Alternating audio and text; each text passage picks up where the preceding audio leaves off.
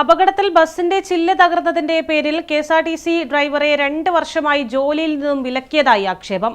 പയ്യന്നൂർ ഡിപ്പോയിലെ ഡ്രൈവറായ പി ജയകുമാറാണ് നീതി നിഷേധിക്കപ്പെടുന്നുവെന്ന പരാതിയുമായി രംഗത്ത് വന്നത്. കരിവള്ളൂർ കൂക്കാനം സ്വദേശിയായ ജയകുമാർ കെഎസ്ആർടിസി പയ്യന്നൂർ ഡിപ്പോയിലെ ഡ്രൈവറായിരുന്നു.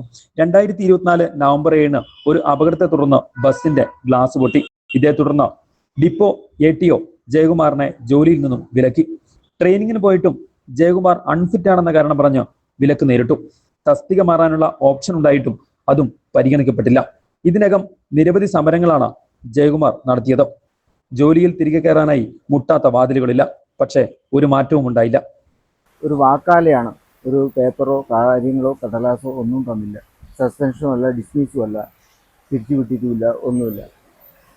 7/11/2024 മുതൽ ഈ ദിവസം വരെ വേറൊരു ജോലിക്കും പോകാൻ പറ്റാതെ അവസ്ഥയിലാണ്. ഞാനും എൻ്റെ ഭാര്യയും 2 കുട്ടികളുമുണ്ട്.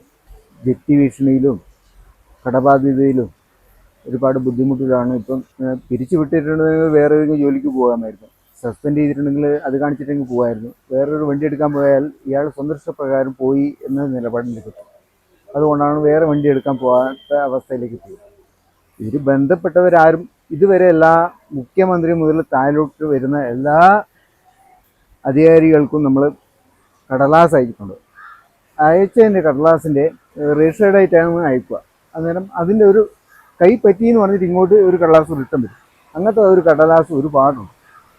ആത്മഹത്യയുടെ വക്കിലാണ് തങ്ങളെന്നാണ് ജയകുമാറും ഭാര്യയും പറയുന്നത്.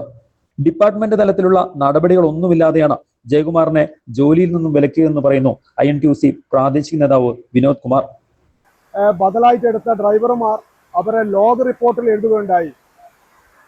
ഈ ബസ്സിന്, താൻ ഓടിക്കുന്ന ബസ്സിന് ബ്രേക്കില്ല എന്ന കാരണം ലോഗ് റിപ്പോർട്ടിൽ എഴുതപ്പെടുന്നു.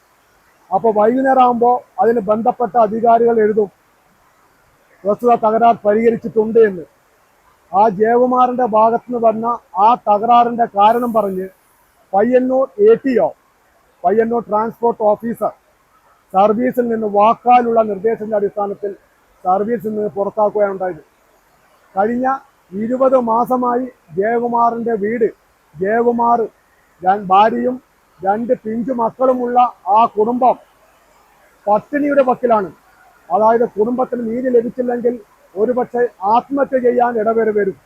അതിന് കാരണം ട്രാൻസ്പോർട്ട് ഉദ്യോഗസ്ഥ അതോറിറ്റി ആയിരിക്കും എന്ന് ഈ അവസരത്തിൽ ഞാൻ പറയുകയാണ്.